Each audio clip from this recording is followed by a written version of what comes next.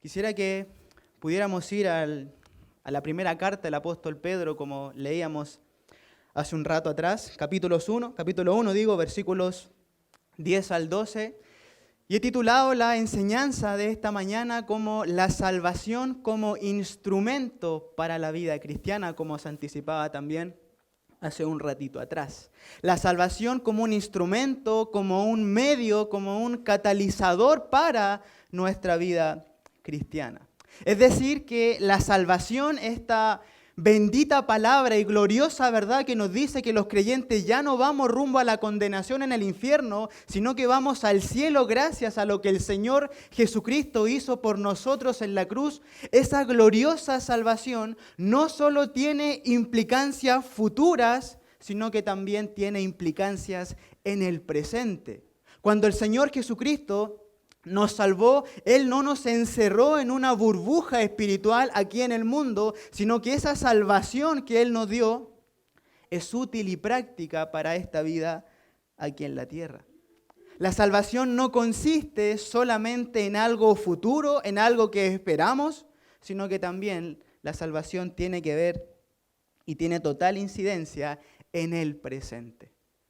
Cuando el Señor nos salvó, Él no solo nos liberó de la maldición del pecado, o también no solo nos trasladó de un lugar a otro, es decir, de la potestad de las tinieblas al reino de Cristo o al reino de su amado Hijo, como dice Pablo en los Colosenses, sino que también esa misma obra de salvación es útil y práctica para esta vida terrenal. Es decir, que cuando el Señor nos salvó, Él también nos equipó con la salvación para que podamos vivir en este mundo con todos sus matices y los desafíos que también nos presenta. Por ejemplo, el Señor nos equipó con la salvación para que pudiéramos enfrentar diversas circunstancias aquí en la tierra. El Señor nos equipó también con la salvación para que los creyentes tengamos una actitud particular en esta tierra. O también el Señor nos equipó con la salvación para que podamos entender el mundo en el que estamos viviendo. Como acabo de decir hace un rato, el Señor no nos encerró en una burbuja espiritual, sino que con su salvación nos enseña a vivir en este mundo. Y eso es lo que yo quisiera ver con ustedes en esta mañana, en nuestro texto bíblico, cómo la salvación, esta verdad espiritual, intangible por el momento, es un instrumento que los creyentes podemos usar, de la cual podemos echar mano para poder vivir en este mundo. Quisiera leer nuevamente el texto de 1 de Pedro, capítulo 1, versículos 10 al 12, y dice así la palabra del Señor. Los profetas que profetizaron de la gracia destinada a vosotros, inquirieron y diligentemente indagaron acerca de esta salvación, escudriñando qué persona y qué tiempo indicaba el Espíritu de Cristo que estaba en ellos, el cual anunciaba de antemano los sufrimientos de Cristo y las glorias que vendrían tras ellos.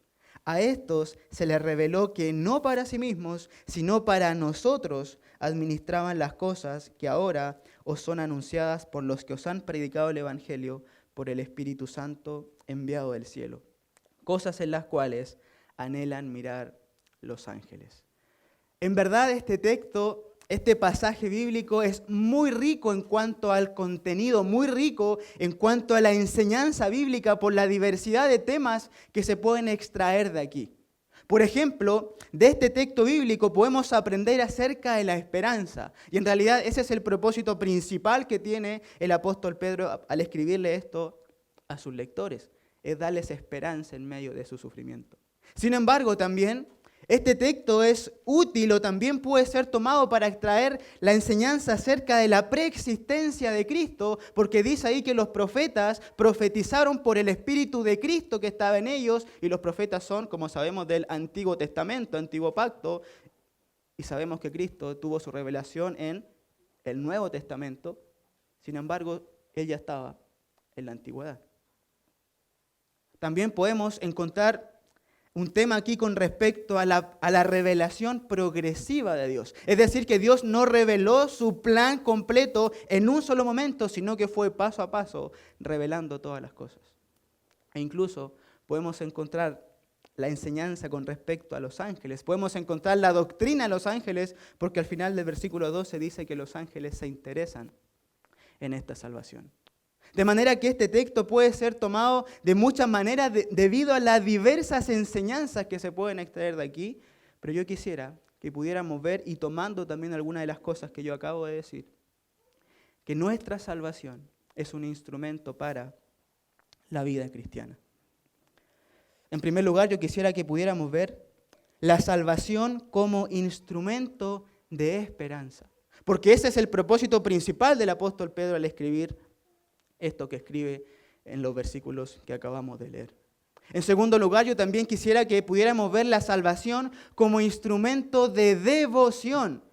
Y ahí vamos a tomar la actitud de los profetas y aún la actitud de los ángeles que tuvieron frente a la salvación que el Señor Jesucristo obró por nosotros.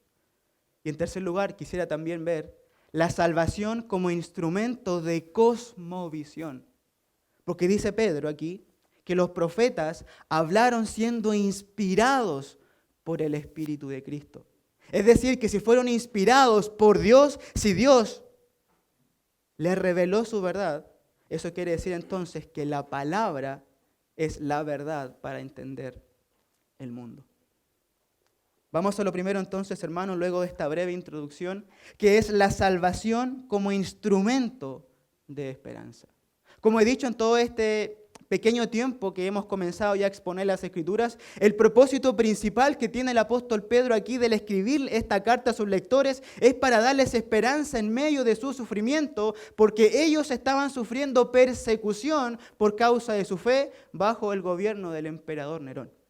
Podemos darnos cuenta dentro de la misma carta que los lectores estaban allí sufriendo. Capítulo 1, versículo 6 dice: en lo cual vosotros os alegráis con respecto a la salvación, aunque ahora por un poco de tiempo, si es necesario, tengáis que ser afligidos en diversas pruebas. Capítulo 4, versículo 12 también nos revela el sufrimiento de los lectores por causa de su fe. Dice: amados, no os sorprendáis del fuego de prueba que os ha sobrevenido, como si alguna cosa extraña os aconteciese. De manera que los lectores estaban sufriendo y por eso el apóstol Pedro le escribe toda esta carta para proveerles ánimo, para fortalecerlos en medio de su aflicción. Y es por eso que en los primeros 12 versículos del capítulo 1, el apóstol Pedro les recuerda las glorias de la salvación a sus lectores. Les recuerda la grandeza de su salvación. Versículo 2, por ejemplo, voy a citar algunas cosas y ustedes pueden ir siguiendo con sus vistas. En el versículo 2 les dijo que ellos eran elegidos según la presciencia de Dios, según el preconocimiento de Dios. En los versículos 3 y 4, luego les habló de que ellos habían sido renacidos para una esperanza viva, que luego pasa a describir.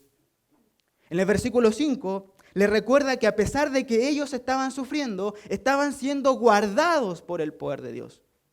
En los versículos 6 al 8, les recuerda, sobre todo en el versículo 7, que su sufrimiento, que la persecución era una prueba de parte de Dios. Pero esa prueba de parte de Dios no era para destruir su fe, sino que era para aprobar su fe. Y finalmente en el versículo 9 les dice que ellos iban a obtener el fin de su fe, que era la salvación de sus almas. Y entonces, como consecuencia de todo eso, para finalizar este gran recuento de la grandeza de la salvación, el apóstol Pedro le dice a sus lectores en los versículos 10 al 12 que esta salvación gloriosa que ellos tenían fue altamente esperada en la antigüedad, es decir, en el Antiguo Testamento. La salvación que estos lectores tenían había sido fervientemente anhelada por los profeta del Antiguo Testamento, lo que no significa que no había salvación en ese tiempo, ya vamos a ver eso. Sino que en cuanto al cumplimiento total, los profetas desearon ver lo que los creyentes después de la cruz vieron y nosotros por supuesto que también vemos. Incluso les dice que esta salvación que ellos tenían era anhelada por los ángeles. Los ángeles deseaban fervientemente saber más con respecto a esta salvación.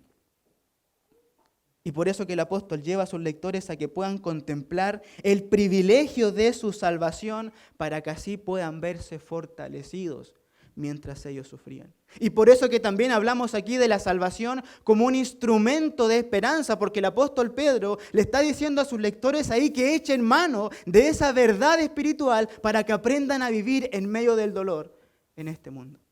Hermanos, y la salvación es un gran privilegio que los creyentes tenemos, el cual podemos mirar cuando estamos pasando por situaciones de aflicción.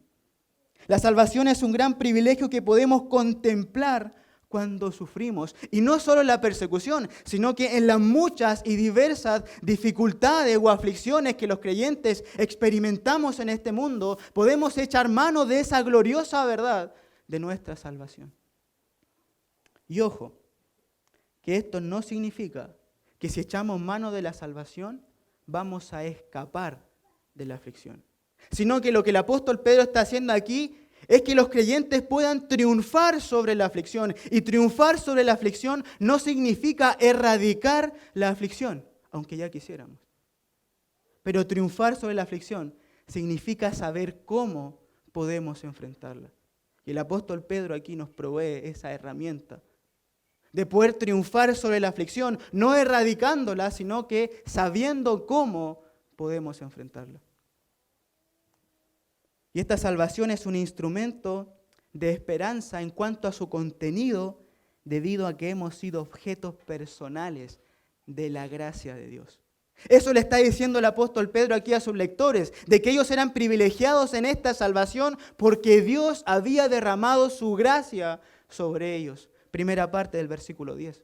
Dice: los profetas que profetizaron de la gracia destinada a vosotros.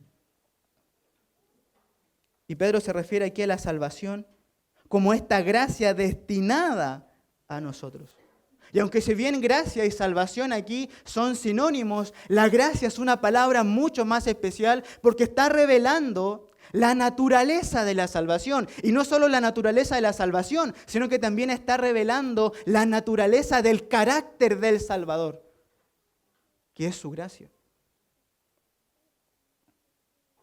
Como dijo alguien, la salvación es el acto divino de salvar pecadores, pero la gracia es la motivación que hay detrás para poder hacerlo.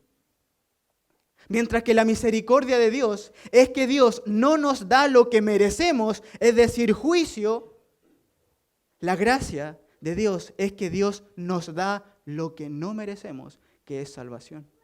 En otras palabras, en su misericordia, Dios retiene el juicio de nosotros, pero en su gracia, Él nos da salvación. Por eso que dice Efesios capítulo 2, versículo 8, porque por gracia sois salvos. Ahora que los profetas hayan profetizado de esta gracia destinada a nosotros, no significa que en su tiempo no haya habido gracia, porque gracia ha habido desde la fundación del mundo. Desde Edén ha habido gracia para el pecador en este mundo. Si no, preguntémosle a Adán y Eva cuando se rebelaron deliberadamente contra Dios. Ellos merecían morir, y no solo espiritualmente, sino que merecían morir y ser condenados inmediatamente en el momento de su rebelión contra Dios. Pero ¿qué hizo Dios? Extendió su gracia sobre ellos.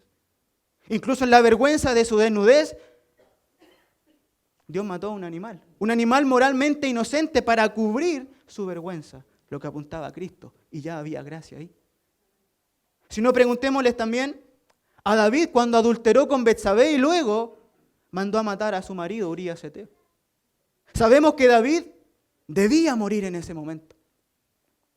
La ley decía que los adúlteros tenían que morir. Y David también lo sabía porque en ese encuentro que tiene con Natán, él dice que en esta parábola tal hombre debe morir, y él era ese hombre. Y los pecadores merecemos morir por nuestro pecado. Es más, ninguno debe estar vivo aquí por mérito personal. De manera que siempre ha habido gracia para el pecador. Por tanto, a lo que se referían los profetas, no era que en su tiempo no haya habido gracia, sino que se referían a una mayor manifestación de la gracia de Dios. Y esa mayor manifestación de la gracia de Dios vino con la persona de la salvación, que es el Señor Jesucristo. Pues de su plenitud tomamos todos y gracia sobre gracia. Porque la ley por medio de Moisés fue dada, pero la gracia y la verdad vinieron ¿por quién? Por Jesucristo. Ahí estaba la mayor manifestación de la gracia de Dios para este mundo y que hace posible la salvación. Porque gracia es lo que necesitan los pecadores para ser salvos.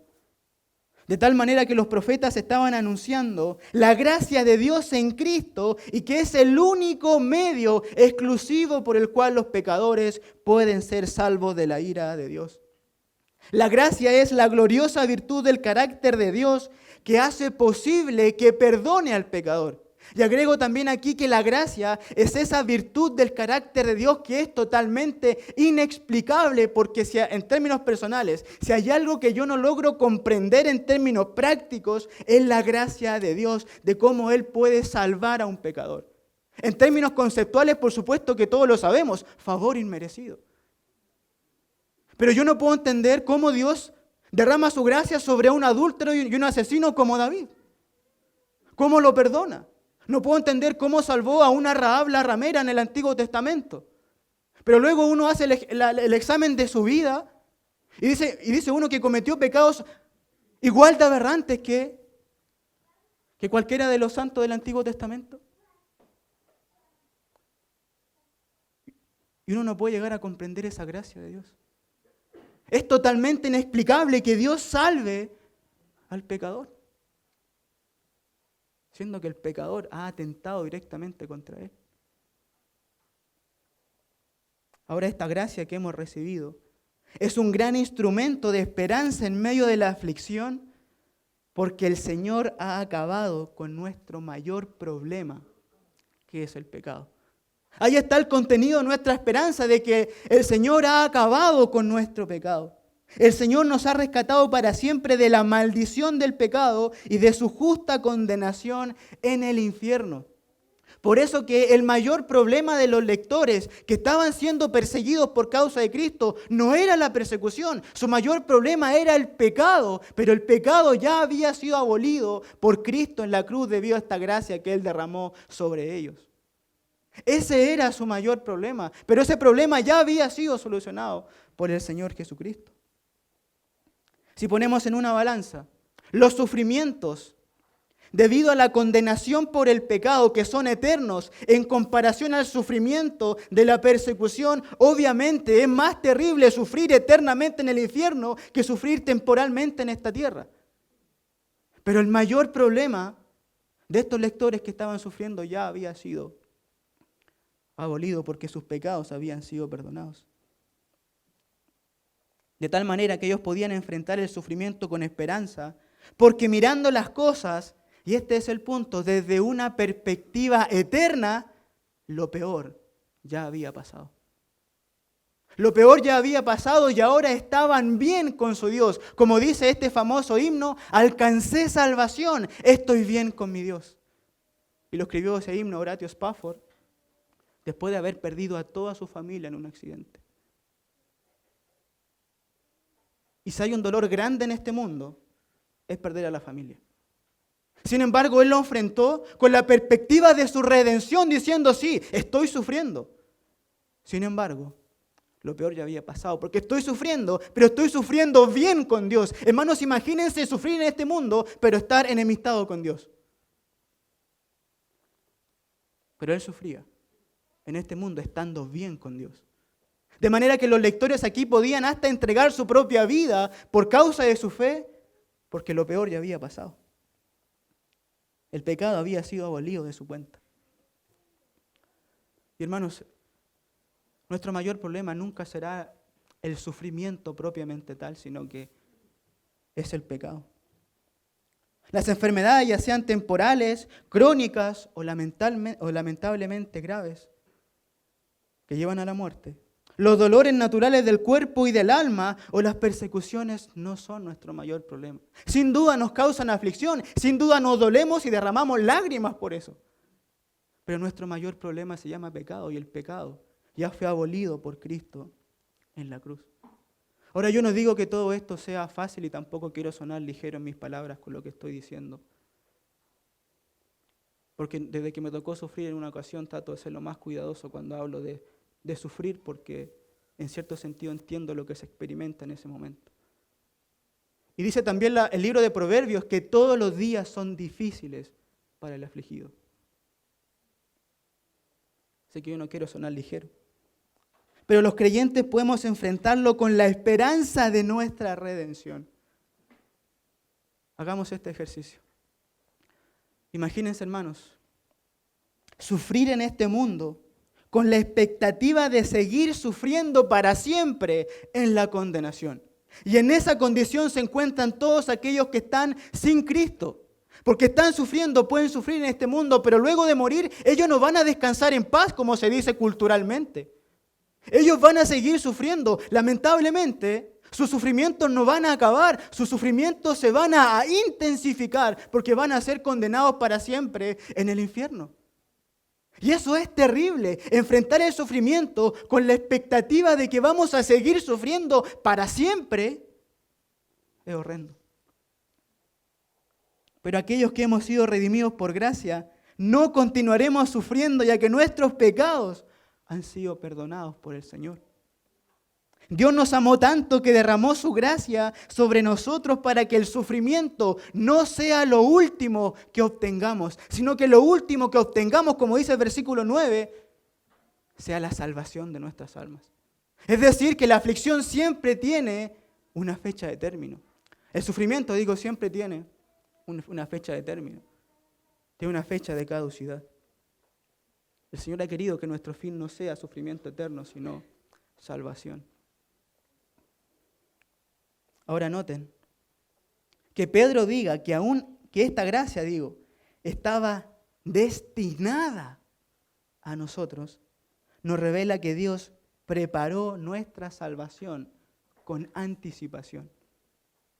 Incluso Dios preparó nuestra salvación y reservó una gracia especial en Cristo antes de los tiempos de los siglos.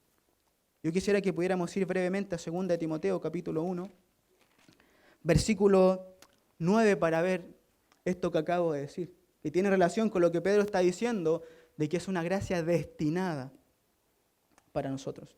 2 de Timoteo, capítulo 1, versículo 8, también leo, pero la clave es el versículo 9, dice: por tanto, no te avergüences de dar testimonio de nuestro Señor, ni de mí preso suyo, sino participa de las aflicciones por el Evangelio según el poder de Dios.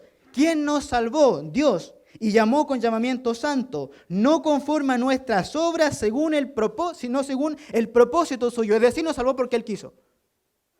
Pero ¿cuál es el medio? Y la gracia que nos fue dada en Cristo Jesús. Pero noten cuándo nos fue derramada esta gracia. Antes de los tiempos de los siglos.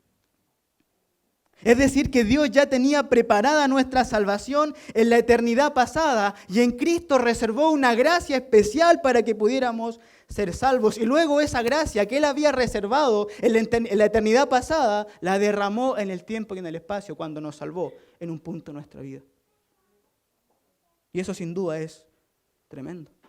Que Dios haya preparado nuestra salvación y hayamos sido objeto de su consideración es una verdad que es indefinible, pero que ha de ser un elemento de gran esperanza.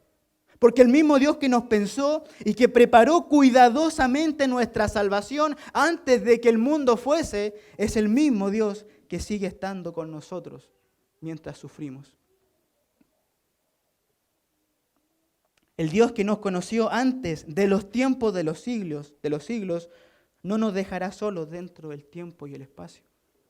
Si Él ya nos tenía en su mente antes de que todas las cosas fueran hechas, mucho menos nos va a olvidar cuando somos carne y hueso y creación suya dentro del tiempo y el espacio.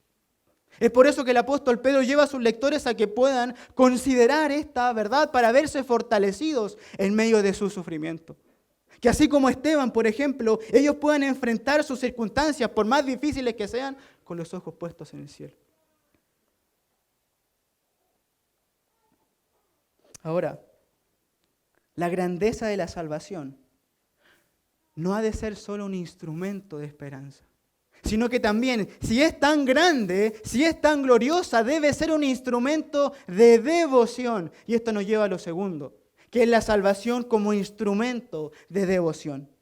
Si la salvación es tan grande, si la salvación es tan gloriosa, si estamos tan agradecidos por lo que el Señor hizo por nosotros, entonces esta salvación debe producir un afecto tremendo hacia lo que el Señor hizo por nosotros. La salvación debe despertar una vida llena de devoción al Señor. ¿Recuerdan lo que vimos la semana pasada con el pastor Iván? Que el amor de Cristo nos debe impulsar a vivir totalmente para Él, al punto de que lleguemos a decir juntamente con Pablo, para mí el vivir es Cristo y el morir es ganancia. Y en nuestro texto tenemos dos actitudes que nos desafían a la devoción, que son las actitudes de los profetas y también de los ángeles. Veamos primero la actitud de los profetas, versículos 10 y 11 dice: los profetas que profetizaron de la gracia destinada a vosotros, inquirieron y diligentemente indagaron acerca de esta salvación, escudriñando qué persona y qué tiempo indicaba el Espíritu de Cristo que estaba en ellos, el cual anunciaba de antemano los sufrimientos de Cristo y las glorias que vendrían tras ellos. De las muchas cosas que los profetas profetizaban, ninguna captó tanto su atención como la salvación. El gran interés de los profetas fue querer conocer más profundamente de esta gracia destinada a los pecadores. Y se entiende de nuestro texto que los profetas estudiaban sus propios escritos para así poder tener un conocimiento mucho más acabado y definido de la salvación. Aunque no siempre entendían a cabalidad lo que estaban profetizando. ¿Por qué? Porque Dios, como he dicho en la introducción, revelaba su verdad de manera progresiva. Y también porque los profetas no tenían todo el panorama de la salvación como lo tenemos nosotros en el día de hoy. Por eso que por más que ellos se esforzaban, muchas cosas no las podían entender. Y les pongo un ejemplo. Isaías escribió en Isaías 53 este poema del siervo sufriente, que habla de los sufrimientos de Cristo por o en lugar del pecador. Ahora, nosotros sabemos más del siervo sufriente que el mismo Isaías. ¿Por qué? Porque nosotros sabemos quién era ese siervo sufriente. Nosotros sabemos el nombre de este siervo sufriente. Nosotros sabemos cómo fue que este siervo sufriente obró en la sustitución por el pecador. Isaías no tenía todo ese panorama. Él sabía de un Mesías que había de venir y que iba a morir en lugar de los pecadores. Y su fe estaba en eso, en un Mesías futuro. Nuestra fe está basada en un Mesías que ya vino, pero la diferencia es que nosotros tenemos todo el panorama de la salvación. Por eso que paradójicamente, nosotros sabemos más del siervo sufriente que Isaías, que escribió del siervo sufriente. Sin embargo, a pesar de que ellos no podían entender a cabalidad lo que profetizaban, se esforzaron tremendamente por hacerlo, y aquí está el desafío. Y hay 3 palabras aquí que nos muestran el esfuerzo y la pasión de estos profetas por querer saber más de esta salvación y del Salvador, porque dice el versículo 11 que escudriñaban la persona de la salvación, sus sufrimientos y sus glorias. Y estas 3 palabras son que ellos inquirieron, indagaron y escudriñaron. La palabra inquirir del versículo 10, según nuestro diccionario, y todas las definiciones que voy a hacer tienen que ver con nuestro diccionario, esta palabra inquirir es averiguar o examinar cuidadosamente. Es tratar de llegar al conocimiento de una cosa, especialmente a través de preguntas. Es como cuando un niño pregunta permanentemente ¿y por qué? Uno le responde y vuelve a preguntar ¿y por qué? Uno le vuelve a responder y dice ¿y por qué? Y todo el tiempo está ¿y por qué? ¿Y por qué? ¿Y por qué? Bueno, los profetas, cuando ellos profetizaban, luego se hacían preguntas para poder profundizar más acerca de esta salvación. La segunda palabra es indagar, también del versículo 10, y significa hacer todo lo necesario para saber una cosa. Es tratar de llegar al conocimiento de una cosa reflexionando sobre ella. Es decir, que los profetas no solo decían palabra de Dios y listo, terminamos con el trabajo, nos vamos para la casa, sino que le seguían dando vueltas al asunto, sino que seguían rumiando lo que ellos estaban profetizando. Y hermanos, ¿no es así como se estudian las Escrituras? Reflexionando en las Escrituras, haciéndole preguntas al texto bíblico para conocer más profundamente del Señor y lo que ha hecho por nosotros. ¿Y quién es Él? Porque cuando nos acercamos a la palabra de Dios, no solamente nos acercamos con el propósito de leer y cumplir solamente con un devocional, sino que el propósito es querer crecer en el conocimiento de nuestro Dios. Es querer profundizar mucho más de quién es Él y lo que ha hecho por nosotros. Es decir, que no debemos quedarnos con un conocimiento superficial de todo lo que el Señor ha hecho por nosotros. Y eso tiene que ver con la última palabra, que es escudriñar, del versículo 11, y que significa examinar algo con mucha atención, tratando de averiguar las interioridades o los detalles menos manifiestos. Noten eso último, tratando de conocer esos detalles menos manifiestos, no solo lo que se ve en lo macro, sino que también lo que se ve en lo micro. Es decir, que los profetas no se quedaron con un conocimiento superficial de lo que profetizaban, sino que buscaban profundizar mucho más en el conocimiento de la salvación y del Salvador. Y hermanos, esta es la voluntad del Señor para sus hijos. Que crezcamos en el conocimiento de nuestro Dios, que crezcamos en el conocimiento de todo lo que abarca nuestra fe. No quedarnos con meros conceptos generales, sino que partir de ahí y seguir profundizando cada vez más. Miren, vayamos a Efesios por un tiempo, capítulo 1, para ver ahí una oración del apóstol Pablo para los efesios. Y él está orando precisamente esto, en petición a Dios por los efesios, para que ellos crecieran mucho más en el conocimiento de su fe. Efesios capítulo 1, versículo 15 en adelante dice: por esta causa también yo, habiendo oído de vuestra fe en el Señor Jesús y de vuestro amor con todos los santos, no ceso de dar gracias por vosotros, haciendo memoria de vosotros en mis oraciones. Y aquí viene el contenido de la oración, que son peticiones.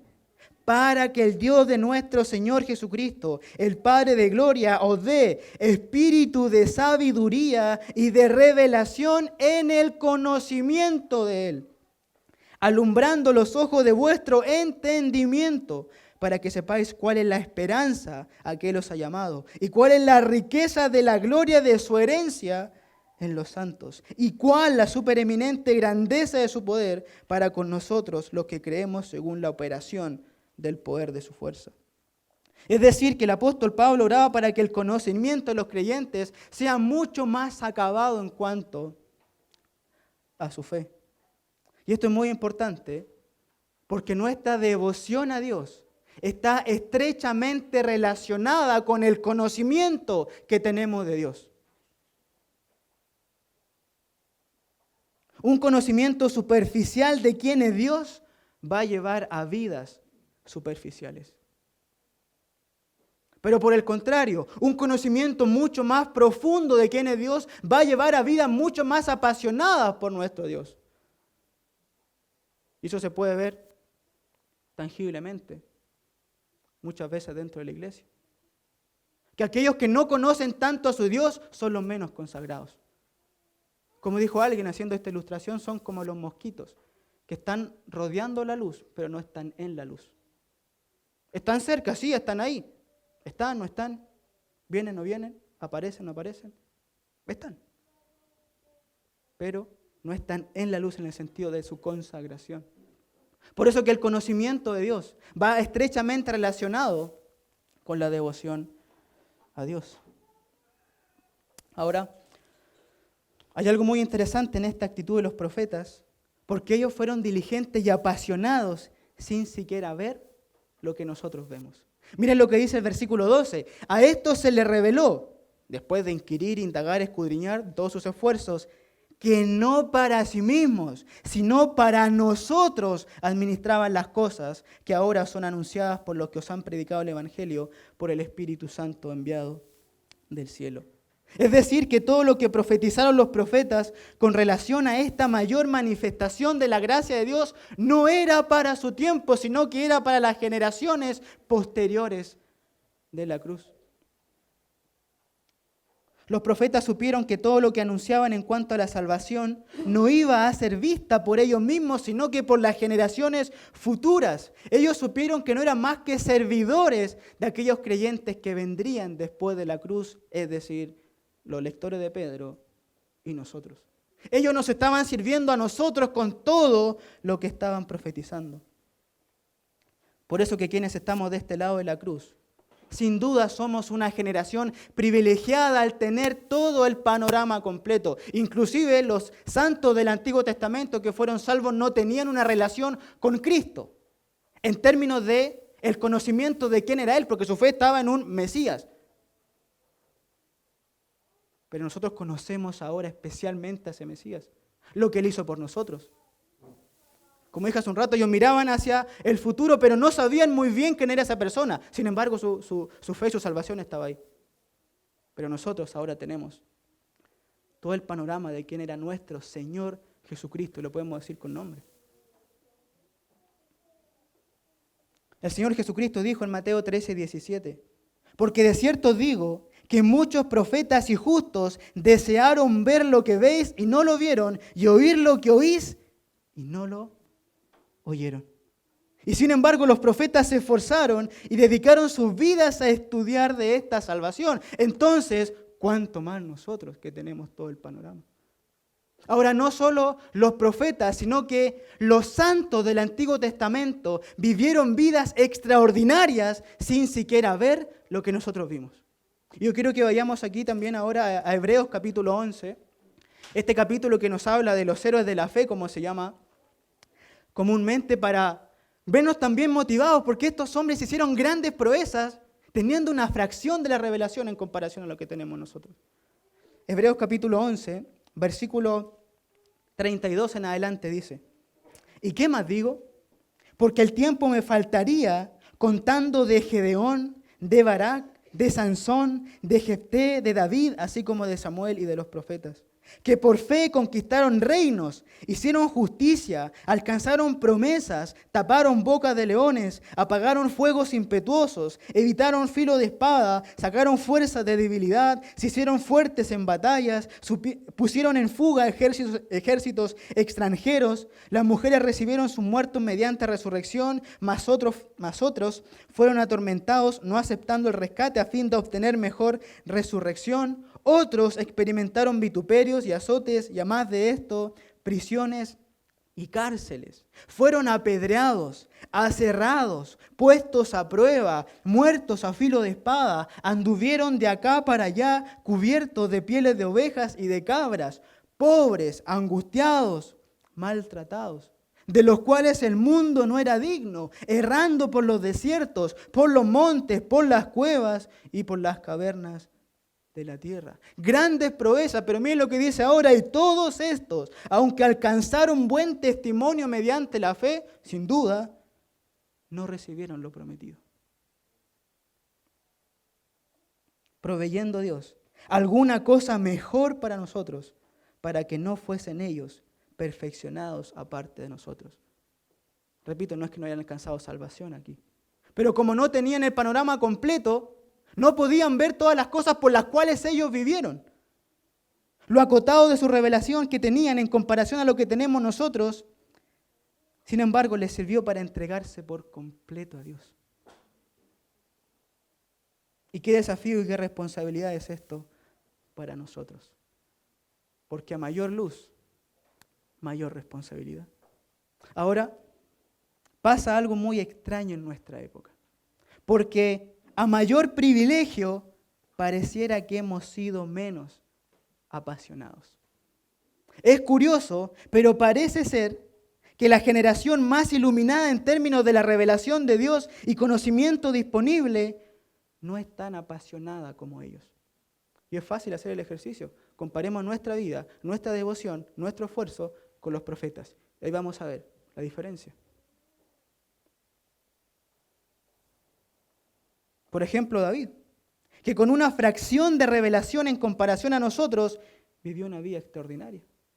Y eso lo podemos ver en los Salmos, cómo él tenía una intimidad valga la redundancia, íntima con Dios. Era algo tan cercano con Dios, lo conocía tanto y tenía 5 libros. Hermanos, nosotros tenemos 66. Y la aplicación cae de perogrullo aquí. Si tenemos 66 libros, ¿qué estamos haciendo? Es curioso, pero pareciera que a mayor privilegio, menos devoción.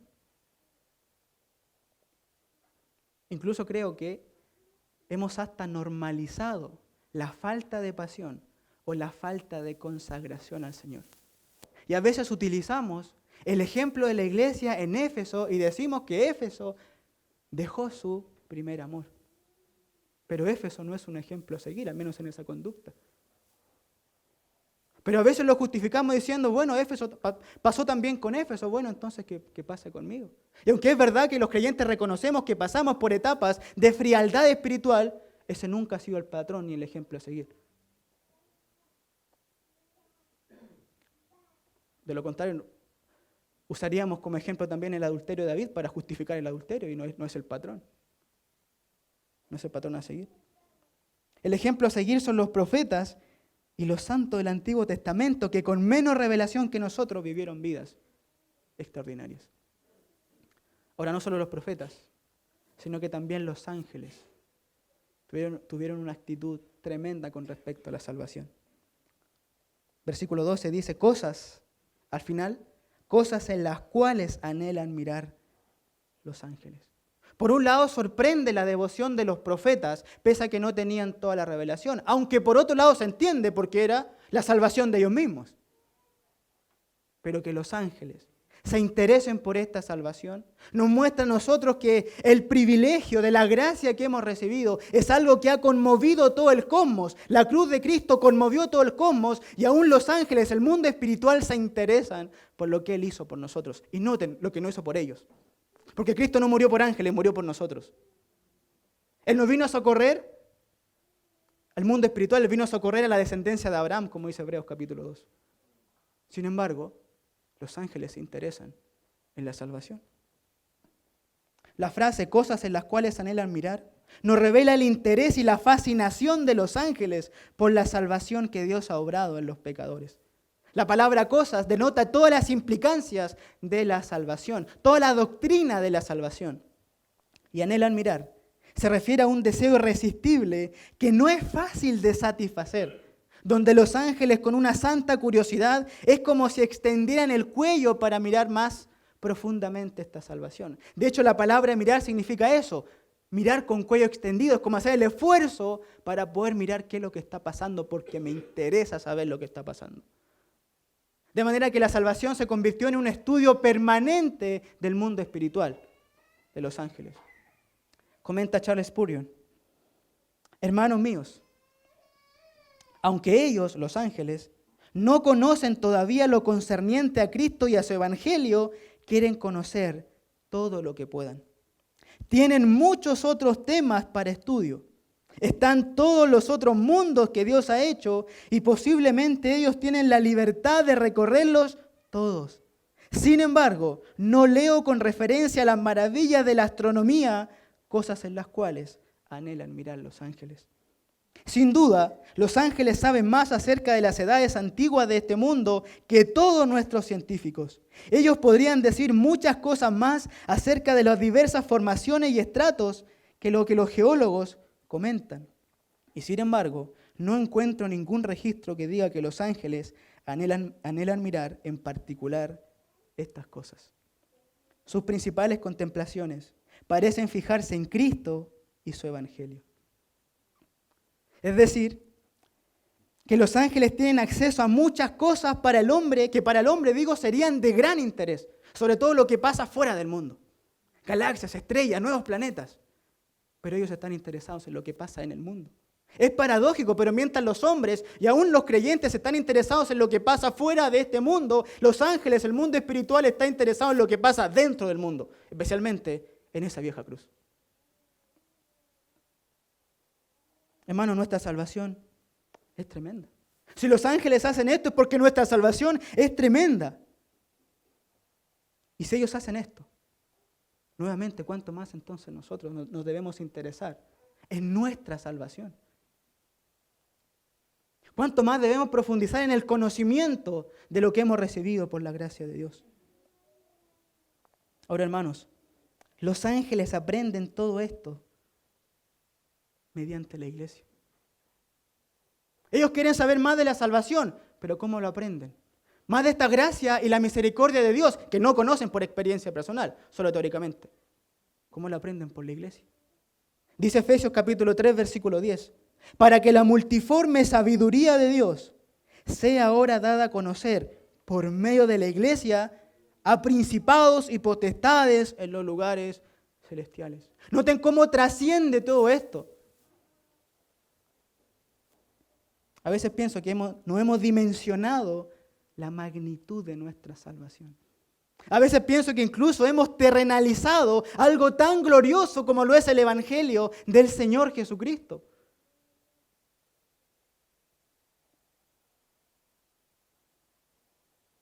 Ahora, si los ángeles aprenden más de la salvación por medio de la iglesia, ¿qué le estamos enseñando a los ángeles?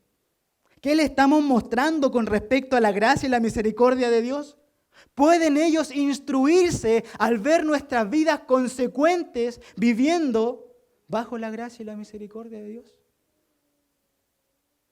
Hermanos, el mundo espiritual nos está viendo.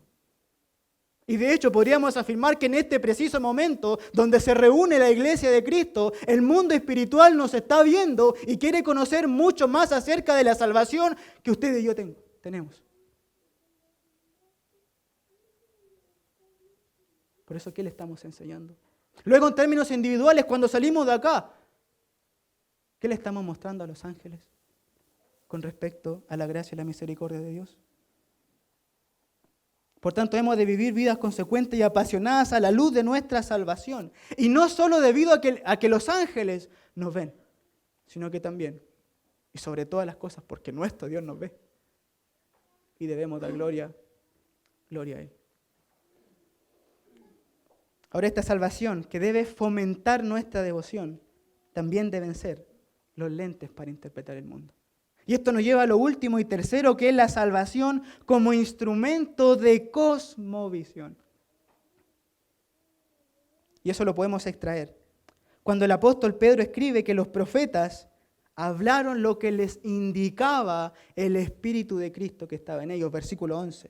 Escudriñando qué persona y qué tiempo indicaba el Espíritu de Cristo que estaba en ellos, el cual el Espíritu de Cristo anunciaba de antemano los sufrimientos de Cristo y las glorias que vendrían tras ellos. Los profetas no hablaban por sí mismos en el sentido de que no profetizaban lo que ellos querían, sino que ellos profetizaban bajo la guía y la supervisión divina.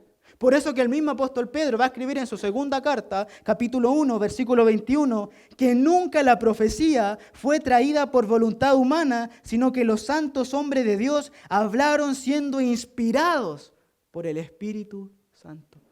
Es decir, que aquí encontramos la doctrina de la inspiración divina de las Escrituras, de que Dios mediante el Espíritu Santo guió a los autores humanos para que escribieran su palabra. De ahí que el apóstol Pablo escribiera en 2 Timoteo capítulo 3 versículo 16 que toda escritura es inspirada por Dios. Y esa palabra inspirada significa literalmente exhalada, soplada o insuflada por Dios. Es decir, que todo lo que tenemos aquí en estos 66 libros es palabra de Dios. Por tanto, si la palabra fue divinamente inspirada, eso implica otros conceptos como que la Biblia, es inerrante, infalible, suficiente y por ende, entonces la Biblia es la verdad absoluta y no solo la verdad absoluta para la iglesia, sino que la verdad absoluta para el mundo entero. Y esta palabra verdad es algo que esta generación relativista detesta. Y sobre todo cuando se habla de que la Biblia es la verdad.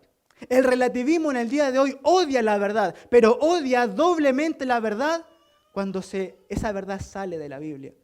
Podemos hablar con una persona que ve el mundo bajo el paraguas de la ideología de género y les decimos, solo existe hombre y mujer, porque eso es lo que vemos todos. Ellos dicen, no existe hombre y mujer, eso es una construcción social. Pero si le decimos que solo existe hombre y mujer porque la Biblia dice que varón y hembra los creó, se exasperan mucho más. Porque odian doblemente la verdad cuando esa verdad viene de las Escrituras. Sin embargo, la Biblia es la verdad del mundo, por más criticada que sea. Hace un tiempo atrás estuve leyendo algo acerca del libro de Daniel, especialmente que los naturalistas ateos, estos que creen que el mundo es una caja cerrada, que no existe Dios, ni mucho menos revelación de Dios, ellos criticaban el libro de Daniel en cuanto a su datación. ¿Por qué? Porque Daniel, en su libro, sobre todo en la segunda parte de su libro, profetizó eventos que son parte de la historia humana, eventos universales, con mucha precisión y detalle. Que son que Daniel profetizó la caída del imperio babilónico y luego profetizó esta sucesión de imperios, que era el imperio medo-persa, griego y finalmente romano.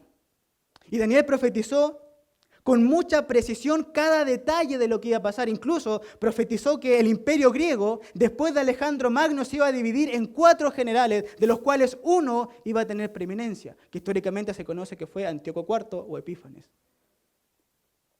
Entonces estos naturalistas ateos que no creen en una revelación de Dios, postulan que Daniel se tuvo que haber escrito en el siglo II después de Cristo y no 530 y algo años antes de Cristo. ¿Por qué? Porque es tan preciso Daniel que ellos dicen que el libro de Daniel tuvo que haber escrito mirando hacia atrás, describiendo hechos, no anunciándolos. Porque es demasiado preciso. Y para hacer eso hay que mirar la historia y no profetizarla. Y por eso dicen, no, Daniel se escribió en el siglo II después de Cristo. Daniel ya lo vio todo, por eso lo escribió. Sin embargo, la historia confirma que Daniel se escribió 530 y algo años antes de Cristo. Y hermanos, esto es súper importante porque es una guerra de cosmovisiones. Si los naturalistas ateos tienen razón, limitemos solo a este ejemplo del libro de Daniel. Si ellos tienen razón de que Daniel se escribió en el siglo II después de Cristo, su cosmovisión es la correcta. Es decir, somos una caja cerrada, no sabemos de dónde venimos ni hacia dónde vamos. Pero si Daniel se escribió hace más de 500 años antes de Cristo, como lo confirma la historia, quiere decir que la cosmovisión bíblica es la correcta. Y todo lo que dice la Biblia es verdad con respecto a salvación, juicio, glorificación, santificación y todas las demás cosas que sabemos.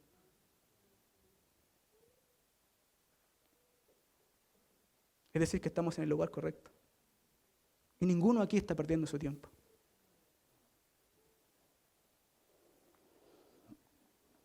Entonces, si la Biblia es la verdad, aquí encontramos todo lo necesario para vivir e interpretar el mundo. Y por eso hablamos aquí de la salvación como instrumento de cosmovisión, porque cuando el Señor nos salvó, no lo hizo solo con el poder de su palabra, sino que también nos equipó con esa misma palabra, su revelación especial, para que sepamos interpretar el mundo en el que vivimos.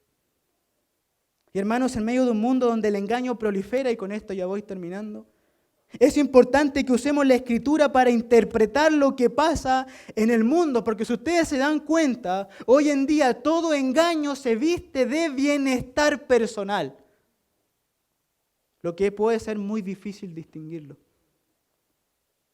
Promete cosas que en realidad no son, y eso se conoce como engaño semántico. Te prometen algo que supuestamente te va a hacer bien, pero en realidad te va a destruir. Y el engañador semántico por experiencia es Satanás.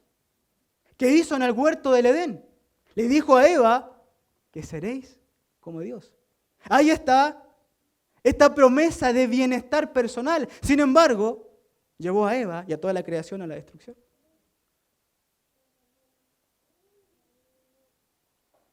Y hoy en día parte de la iglesia ha caído mucho en el engaño de Satanás porque no ha usado bien las Escrituras para interpretar el mundo. Parte de la iglesia, por ejemplo, se ha tragado el cuento con esta idea de progreso.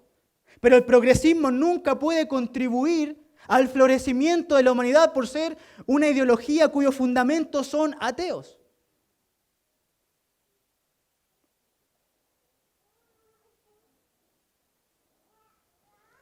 también parte de la iglesia, se ha tragado el cuento también, como ha anticipado el pastor Iván, con el cambio climático. Esta farsa de las élites mundiales, ¿por qué digo que es una farsa? Porque todos estos profetas del cambio climático han errado en todas sus predicciones. Incluso estos profetas del cambio climático anticiparon que no sé cuántas islas iban a desaparecer cerca de Estados Unidos.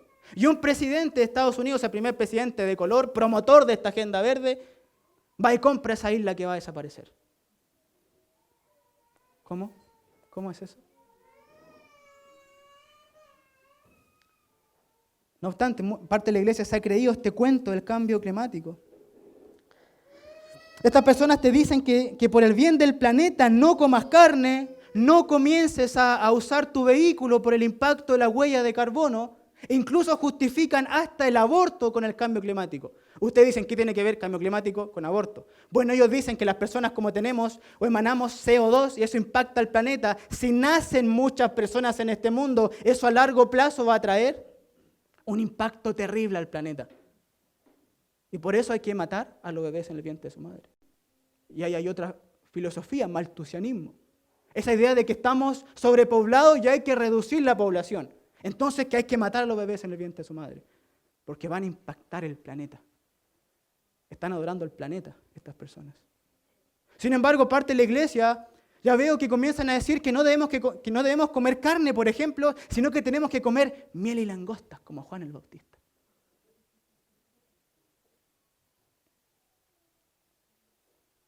Ahora hay otra filosofía o ideología que también ha anticipado aquí el pastor Iván, que es transhumanismo. Esta fusión del hombre con la máquina. Y alguno puede decir, no, pero eso es demasiado fantasioso.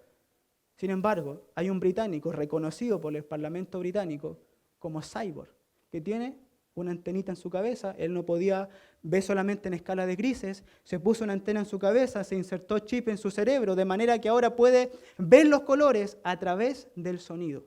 Inclusive supera las habilidades humanas porque él puede ver colores que el ser humano no ve, como los ultravioletas. Inclusive tiene un chip en su cerebro que está conectado con un satélite fuera de este mundo y puede ver los colores del universo. Y nosotros aquí vemos todo negro. Ahora esta filosofía es peligrosa porque va a deconstruir al ser humano. Porque propone el mejoramiento del ser humano mezclándolo con la tecnología, pero con eso está degradando al ser humano. Y ellos proponen, por ejemplo, que la vida podamos aplazarla. Utópicamente sueñan, no lo van a lograr, sabemos, utópicamente sueñan de que pueden vivir eternamente. Que en un momento se va a encontrar la fórmula científica exacta para alargar nuestra vida. Incluso dicen que la vejez es una enfermedad. Y ahí está el engaño de Satanás, hermanos. Y seréis como Dios. Por eso que este transhumanismo primero rechaza a Dios como creador, porque quiere mejorarse a sí mismo. Hermanos, si el Señor nos hubiese querido hacer con una visión mucho más aguda, Él lo hubiese hecho, ¿no? Pero no lo hizo. Y Él tiene sus propósitos, ¿por qué lo hizo? ¿O por qué no lo hizo? Pero también esta filosofía transhumanista luego rechaza a Dios como redentor, porque estas personas luego quieren redimirse a sí mismas. Si están buscando su propio mejoramiento, es porque quieren redimirse a sí mismas, es decir, rechazan a Cristo. Por eso que es bastante peligrosa. Y la iglesia debe tener sus ojos abiertos para poder interpretar el mundo y todo lo que está floreciendo en este mundo, que en el día de hoy no es fácil de distinguir, sobre todo porque se viste de bienestar personal. Que el Señor nos ayude, hermanos, y nos haya animado con nuestra esperanza, que nos haya desafiado también con la devoción de profetas y ángeles y nos haya instruido para tener una cosmovisión correcta. Padre, muchas gracias por este tiempo que tú nos has dado de poder abrir tu palabra en este tiempo, Señor, en este tiempo especial de reunirnos como hermanos, Señor, agradecido de ti por el privilegio de tu palabra, por cómo tú nos instruyes mediante ella. Úsala, Señor, para la edificación de tu iglesia, para las necesidades de cada uno de los que están aquí presentes y glorifícate, Señor, con los frutos que tú produzcas aquí. Bendice a mis hermanos, Señor, y muchas gracias nuevamente por este tiempo. Oramos en los méritos de nuestro Salvador Jesús. Amén.